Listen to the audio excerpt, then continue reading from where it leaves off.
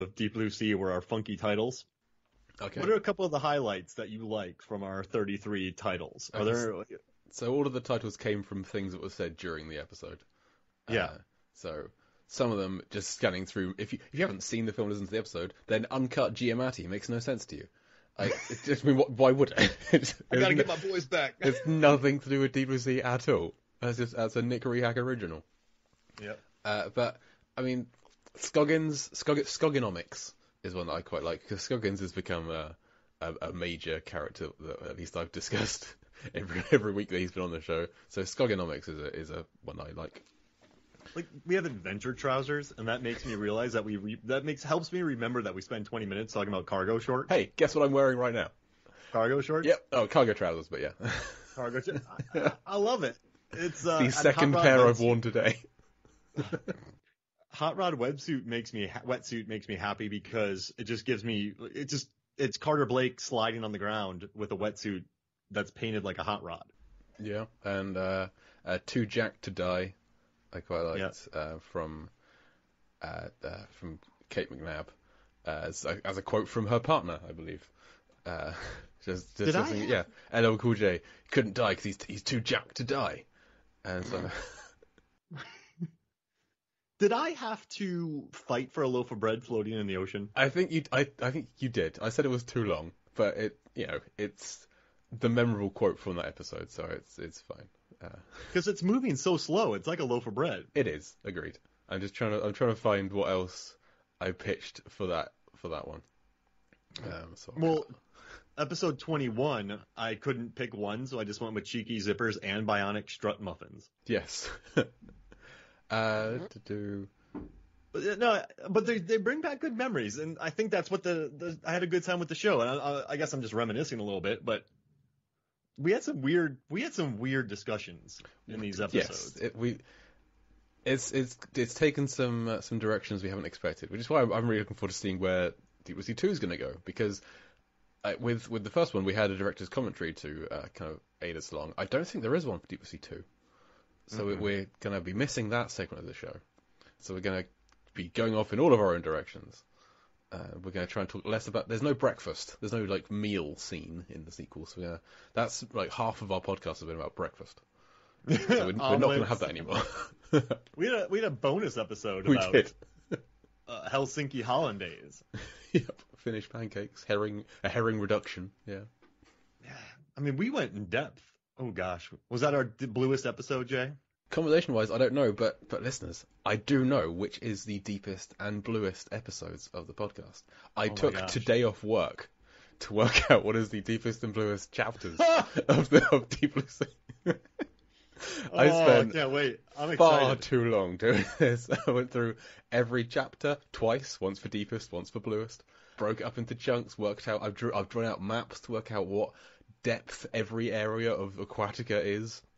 I've estimated the heights they were flying at in the various scenes. So I'll start with the deepest.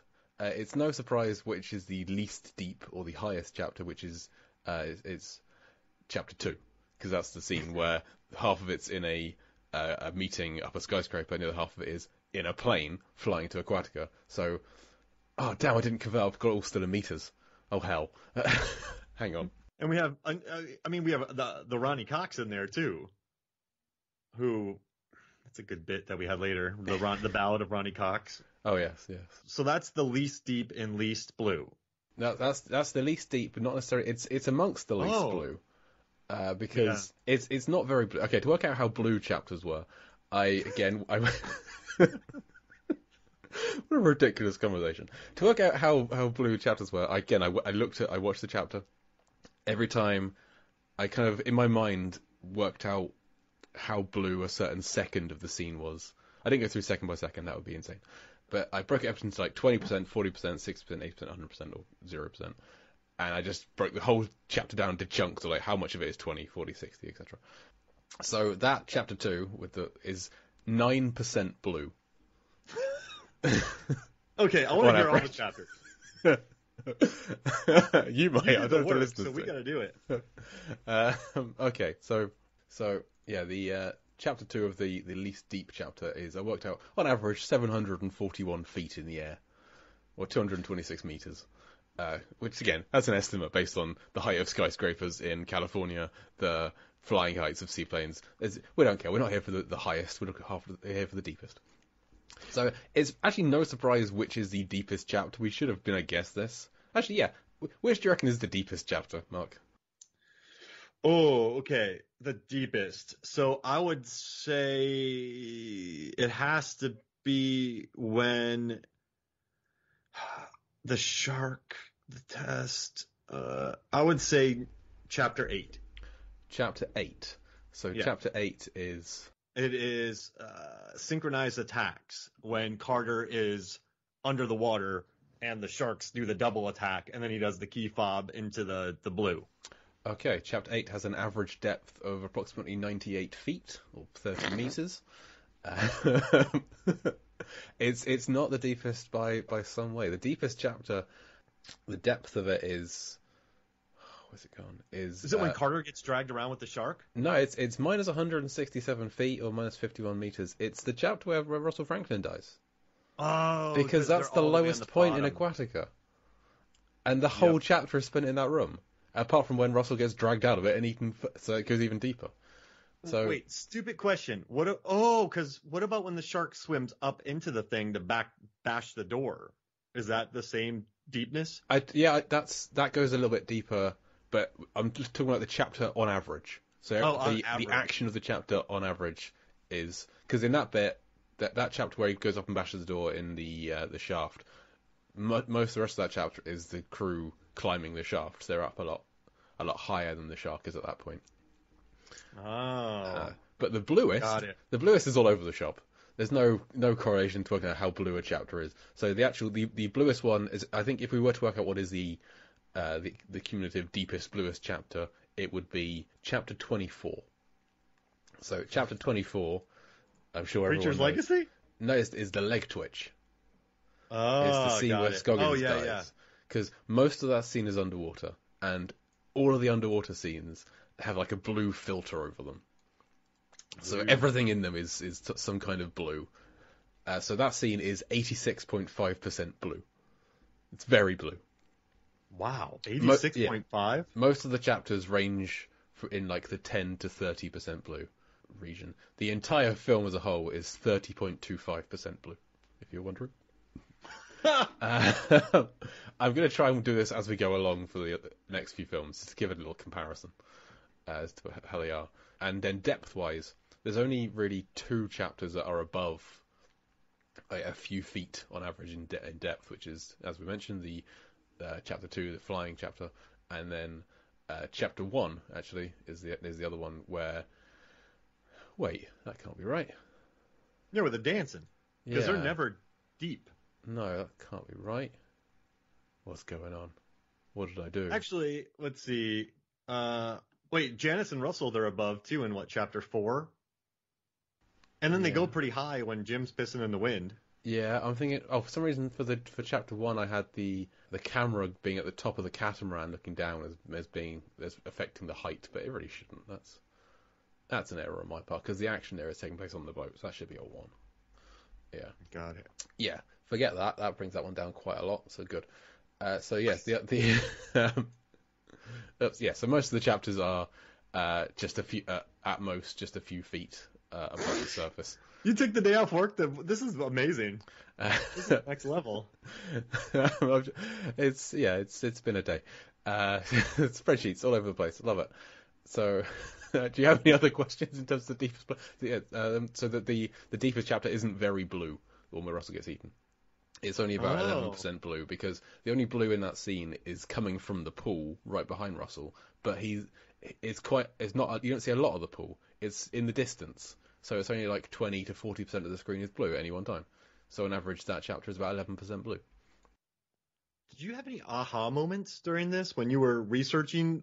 Just nerdily, you went, "Oh." Well, I was hoping there'd be some kind of correlation between like is it bluer when like danger, like in The Godfather when orange is on the screen, it signifies death. I was hoping for something like that with blue here, but I didn't get it. It's just all over the place in terms of it's just it doesn't matter that it doesn't help that blue is the sea and blue is the sky.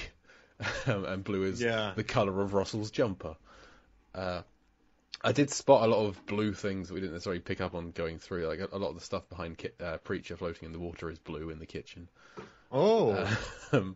But not enough to really affect the numbers all that much. It's one that some of the least blue chapters are in the kitchen, and the scene where the least blue scene is actually the scene where Preacher is walking down the corridor just before he gets wiped out on the stairs, because there's nothing blue in that region. That chapter is 6% blue. Oh, yeah, because it just has the water coming in. Yeah. But it's sort of blending on the floor. It's not blue yet. Yeah. Oh, man. Because, yeah, you need kind of the sky to reflect the blue. Actually, the only thing, I hadn't noticed just how blue the pool is behind Russell when he gets attacked. That it's like a really vivid, like neon, lit from underneath blue. And the scene when Carter and Scoggins are going back in to try and to access the terminals to drain the chamber to escape. When they're swimming along the corridor, the water's just kind of grey, just kind of murky grey. And then as they approach the entrance to that room, it's like neon blue coming out of that room again. So there's something in there is making the water bluer than in the corridor. Oh, maybe are the sharks radioactive? Maybe. This is amazing. You just That was fun. This makes me happy. Watching the movie again, we've talked about how much we love it, right? But what were there a couple scenes from Deep Blue Sea that I hate it when people say this is how I'd make it better. But what are some scenes that when you watch this film you still cringe? Just kind of think. That's a good question. I think the healthy girl comment is just odd. She just died, and yeah, like that's not that doesn't make any sense because Scoggins has never shown himself to be that, and she just died. But I feel like I agree. It's an uncomfortable conversation. It's an uncomfortable situation. But I feel like Scoggins, he goes through like a few psychotic breaks throughout the film, and that could just be how he's trying to cope with the situation. It's just by making kind of lewd humor. But yeah, it's not the best look. I mean, one of the things that I hadn't picked up on before, not necessarily so I changed, but something I hadn't picked up on that I liked this time around was, or during this discussion for the past few months, has been just the expressions on Scoggins' face, the many kind of gurning or shocked looks he's had that I just haven't. Like when he first sees Jim coming towards the glass, that just Munch's scream face that he gives, and then the real like sad dog look he gives after Janice dies when he's on the ladder. It's just he's a much more expressive face than I ever gave Mycroft credit for in the past. Well, because that was interesting because going through this, I kind of saw those faces, and I guess I didn't talk about them much on the show or promote them much. But yeah, he like a few actors you could really do a non-look and call it a day and get the heck out of there. But I think Rappaport sells his meltdowns pretty well. And like after Russell gets killed, he just kind of breaks down then, and when they're trying to get out of the wet lab or the wet entry room when Russell gets killed. No, yeah, the wet lab, yeah. When they're trying to get out, when they're trying to get to the door, he's like a real crying, gurning. Like his face is like screwed up like a piece of paper. When Carter's coming up to try and help them, and it's so expressive. But in terms of what I'd change, I mean, you have to bring back in the Scoggins Preacher cake dynamic from the deleted chapters. Yeah, that needs to be. You need it. Yeah, and even bringing back in Janice's pregnancy subplot.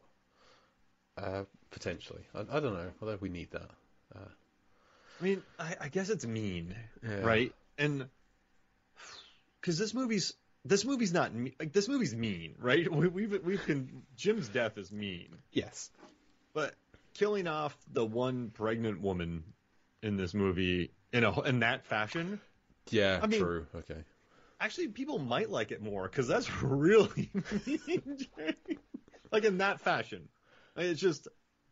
Whew. We did establish that the shark was trying to hand her back to Carter Blake. Just doing a terrible job of it because it's a shark. Yeah, Carter Blake did kill Scoggins. Does that theory hold up? You think? I don't see why it doesn't. I mean, just watching that chapter again today, he just takes a key